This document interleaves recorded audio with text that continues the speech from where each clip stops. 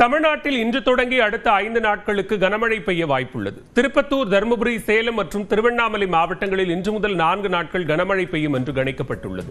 செங்கல்பட்டு, விழுப்புரம் மாவட்டங்களில் இன்று கனமழை பெய்யக்கூடும். வேலூர் மாவட்டத்தில் நாளை தொடங்கி 4 நாட்களுக்கும், ஈரோடு, கிருஷ்ணகிரி மாவட்டங்களில் நாளை தொடங்கி 3 நாட்களுக்கும் கனமழை பெய்யும் என வானிலை ஆய்வு மையம் தெரிவித்துள்ளது. தஞ்சாவூர், திருவாரூர், நாகை, மயிலாடுதுறை உள்ளிட்ட 21 மாவட்டங்களில் நாளை மறுநாள் கனமழை பெய்யும் என்று எதிர்பார்க்கப்படுகிறது. சென்னை மற்றும் புறநகர் பகுதிகளில் இன்று மிதமான மழைக்கும் நாளை லேசான மழைக்கும் வாய்ப்புள்ளது. வாக்கு அரசியலுக்காக எந்த திட்டத்தையும் கொண்டு வரவில்லை என்று முதலமைச்சர் மு க ஸ்டாலின் தெரிவித்தார். பெற்றோரை இழந்த குழந்தைகளுக்கு பள்ளி படிப்பை முடிக்கும் வரை மாதந்தோறும் 2000 ரூபாய் உதவித்தொகை வழங்கும் வகையிலான அன்பு கரங்கள் திட்டத்தை சென்னையில் முதலமைச்சர் மு க ஸ்டாலின் தொடங்கி வைத்து குழந்தைகளுக்கு உதவித்தொகையை வழங்கினார். மேலும் பெற்றோரை இழந்த நிலையில் 12ஆம் வகுப்பு முடித்து பல்வேறு உயர்கல்வி நிறுவனங்களில் தமிழ்நாடு அரசின் முயற்சியால் சேர்க்கப்பட்டுள்ள மாணவ மாணவியர்களுக்கு மடிக்கணினிகளையும் வழங்கினார்.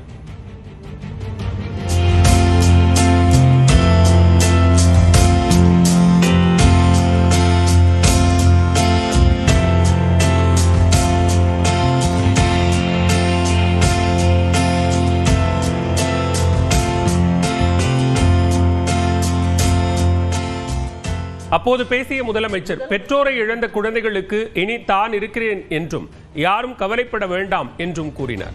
அரசியல் என்பது மக்கள் பணி என்றும் தங்களுக்கு சொகுசுக்கு இடமில்லை என்றும் மு க ஸ்டாலின் திட்டவட்டமாக தெரிவித்தார். இந்த அன்பு கரங்கள் திட்டத்தை தொடங்கி வச்சிருக்கிறோம். இதனால 6082 குழந்தைகளுக்கு மாதந்தோறும் 2000 ரூபாய் வழங்க போறோம். இது என்ன வாக்கரசியல் பண்றதா? இன்னைக்கு 21 லட்சம் குழந்தைகளுக்கு நாள்தோறும் சூடா, சுவையா, சத்தான உணவை பரிமாறுறோம். இது என்ன வாக்கரசியலுக்காக பண்றதா? இப்படி ஏராளமான திட்டங்களை, முன்னெடுப்புகளை எங்களால பட்டியலிட்டு சொல்லிக்கொண்டே இருக்க முடியும். இதுக்கும் வாக்கரசியலுக்கு என்ன தொடர்பு இருக்கு?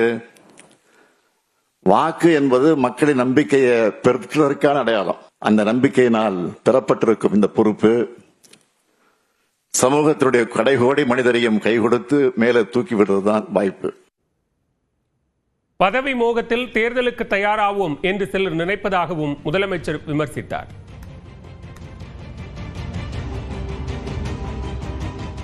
கடைகோடி மனிதருக்கும் என்ன தேவைன்னு பார்த்து பார்த்து எங்களால செய்ய முடியுது. அரசியல்னா பலர் என்ன நினைக்கிறாங்கன்னா, ஏதோ ஆட்சி பொறுப்புக்கு வந்தோம், பொறுப்பை மறந்து பதவி மோகத்துல இருந்தோம், சில கவர்ச்சி திட்டங்களை செஞ்சோம், மறுபடியும் பதவி மோகத்தோட தேர்தலுக்கு தயாராகும்னு சிலர் நினைக்கிறாங்க. ஆனா எங்களுடைய அடிப்படைய பதவி அல்ல, பொறுப்பு தான். அதிகாரம் என்பது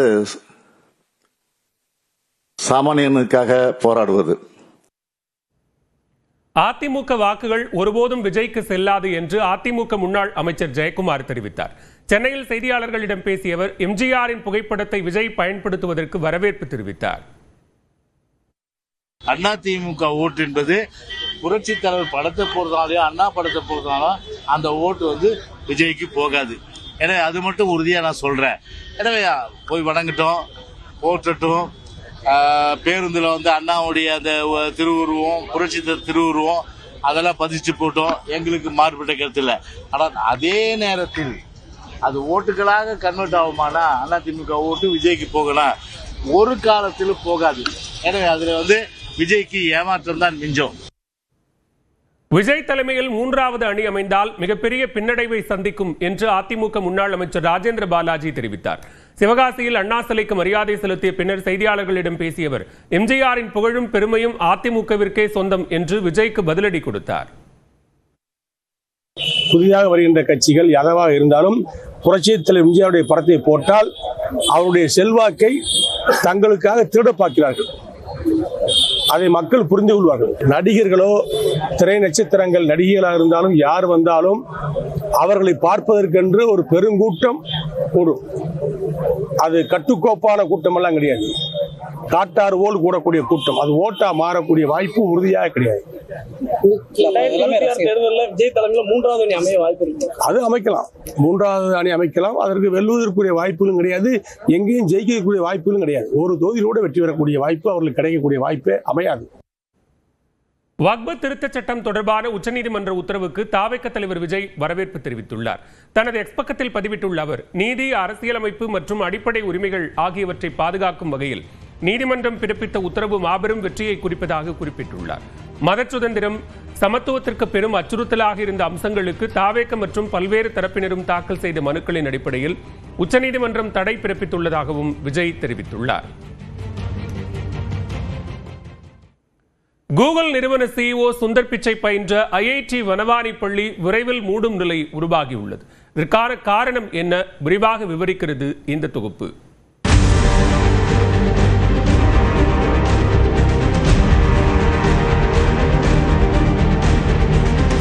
சென்னை IIT வளாகத்தில் பணியாற்றும் ஆசிரியர்கள் மற்றும் ஊழியர்களின் குழந்தைகளுக்காக மறைந்த முதலமைச்சர் காமராஜரால் 1963ஆம் ஆண்டு வனவாணி மெட்ரிகுலேஷன் மேல்நிலைப் பள்ளி திறந்து வைக்கப்பட்டது.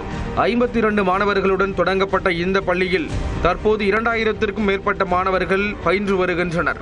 கூகுள் நிறுவன CEO Sundar Pichai, சார்ஜிபி CEO Chris Subramanian, இயக்குனர் விக்னேஷ் சிவன், பிரியங்கா பங்கஜம் IAS உள்ளிட்ட பிரபலங்கள் பலரும் வனவாணி பள்ளியில் பயின்றவர்கள்தான். உலகின் தலை சிறந்த ஜாம்பவான்களை உருவாக்கிய இந்த வனவாணி பள்ளி இன்னும் ஓரிரு ஆண்டுகளில் மூடப்படும் சூழல் உருவாகியுள்ளது. தமிழ்நாடு அரசு பாடத்திட்டத்தின் அடிப்படையில் இயங்கி வரும் இந்த பள்ளி இருமொழி கல்வி திட்டத்தின் அடிப்படையில் செயல்பட்டு வருகிறது. ஆனால் ஹிந்தி மொழியை கற்க வேண்டும் என பள்ளி நிர்வாகம் கட்டாயப்படுத்துவதாகவும் UKGயில் ஆங்கிலத்திற்கு அடுத்து ஹிந்தி கட்டாயமாக்கப்பட்டுள்ளதாக பெற்றோர் ஆதங்கத்துடன் கூறுகின்றனர். பள்ளியை மூடுவதற்கான மறைமுக வேலைகள் நடந்து வருவதாக பெற்றோர் குற்றம் சாட்டுகின்றனர். இது வரைக்கும் தமிழ், இங்கிலீஷ் மட்டும்தான் இருந்தது. 2 மொழி தான் இருந்தாங்க மெட்ரிகுலேஷன் ஸ்கூல் அப்படின்னு. இப்போ புதுசாக கொஞ்ச நாளாக தான் என்ன பண்ணுறாங்க, ஹிந்தி புக்கை ஒன்று கொடுத்து எல்லாருக்கும் படிக்க சொல்கிறாங்க. தமிழ் எடுத்து சொல்லிக் கொடுக்காம ஹிந்தி சொல்லிக் கொடுத்தாங்க. எல்லா குழந்தைங்களும் 3 லாங்குவேஜ் கம்பல்சரி அந்த வனவானில் படிச்சாகணும். இப்போ இந்த வருஷம் LKG கட் பண்ணிட்டாங்க, அட்மிஷன் கிடையாது. அதே போல் UKGயிலும் ஃபஸ்ட் ஸ்டாண்டர்ட்லேயும் நியூ அட்மிஷன் கிடையாது. படிப்படியாக போயிட்டு இந்த ஸ்கூலை மூடிடுவாங்க. நடப்பாண்டு LKG, UKG வகுப்புகளுக்கான மாணவர் சேர்க்கையை பள்ளி நிர்வாகம் நிறுத்தி வைத்துள்ளது. இதனால் கட்டாய கல்வி உரிமை சட்டத்தின் கீழ் மாணவர் சேர்க்கையும் பாதிக்கப்பட்டுள்ளது. இந்நிலையில் அரசியல் கொள்கைக்காக இதுபோன்று பள்ளிகள் மூடப்படுவதை ஏற்றுக்கொள்ள முடியாது என்கிறார் கல்வியாளர் ஜெயபிரகாஷ் காந்தி. 3வது லாங்குவேஜ் வந்து ஒரு ஆப்ஷனல் தான் இருக்கணும், ஒழிய என்ஃபோர்ஸ் பண்ணக்கூடாதுன்னு நாங்கள் சொல்கிறோம். ஏன்னா இந்த மாதிரி என்ஃபோர்ஸ் பண்ணுற சூழ்நிலையில் வந்து சில சமயம் ஒரு பள்ளியே 3 அளவுக்கு ஆக வேண்டியிருக்கு. பார்த்தீங்கன்னா இப்போ IITயில் வனவாணி ஸ்கூல் வந்து க்ளோஸ் பண்ணுற நிலைமையில் இருக்கா அப்படிங்கிறது கூட வந்து ஒரு சந்தேகம் எழுந்திருக்கிறது. அரசியல் கொள்கையினால் ஒரு பள்ளிகள் 3 அளவுக்கு கொண்டு வரக்கூடாது அப்படிங்கிறது எங்களுடைய கோரிக்கை. இது தொடர்பாக வனவாணி பள்ளியின் தலைவர் தனபால், முதல்வர் பிரான்சி தாமஸ் ஆகியோரை நியூஸ் 18 தமிழ்நாடு செய்தியாளர் தொடர்பு கொண்டு விளக்கம் கேட்டபோது அதற்கு பதிலளிக்க மறுத்துவிட்டனர். தற்போது IIT கட்டுப்பாட்டில் இயங்கி வரும் இந்த பள்ளியை அரசே தன் கட்டுப்பாட்டில் எடுத்து பாதுகாக்க வேண்டும் என்பதே அனைவரின் எதிர்பார்ப்பாக உள்ளது. நியூஸ் 18 தமிழ்நாடு செய்திகளுக்காக ஒளிப்பதிவாளர் சேகருடன் செய்தியாளர் லிபிகா பழனிவேல்.